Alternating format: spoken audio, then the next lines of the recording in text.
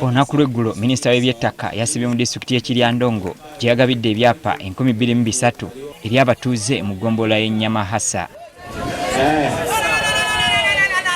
Ono olwamaze okukwasa abatuuze ebyapa byabwe n'abawa amagezi okweyambisa ettaka lino okusobola okwekulaakulanya naddala nga beenyigira mu nteekateeka za gavumenti. Mukozese ettaka lyammwe, tulina PDM okulaba nga mukola ebyo ebinaavaamu ensimbi.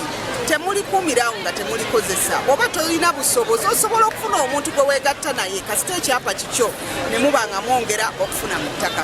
Kyokka abalabudde okwewala abawola ssente abamanyiddwa nga bankuwa akamyompente abeefuula buli kiseera ne banyaga ettaka ly'abantu. We have seen where people get excited, borrow money because they have their titles and their land has gained value, but they end up losing their land and their titles to the money lenders or to the financing institutions.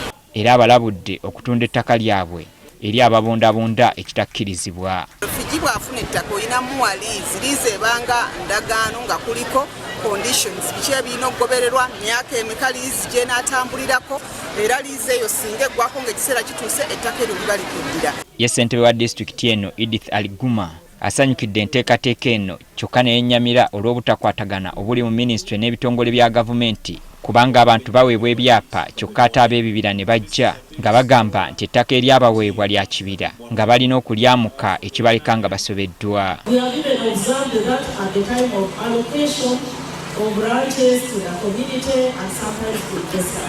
Era ono ayogedde ne ku ky'okugaba ettaka emirundi ebiri nga gavumenti esooka n'eriwa abantu ate yeemu n'eriwa bamusiga nsimbi.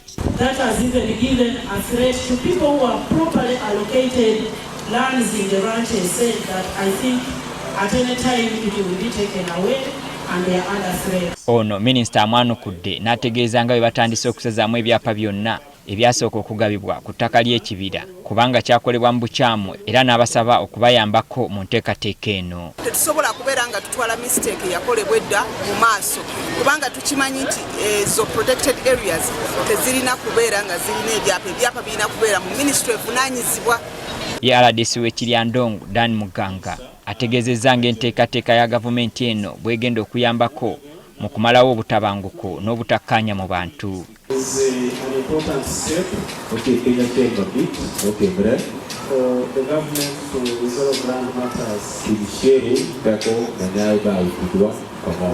Abafunye ebyapa nabo basiimye gavumenti. I'm one of the beneficiaries. I could not expect it, but I'm grateful to God and to you that it has come to pass. May the Lord bless you so much.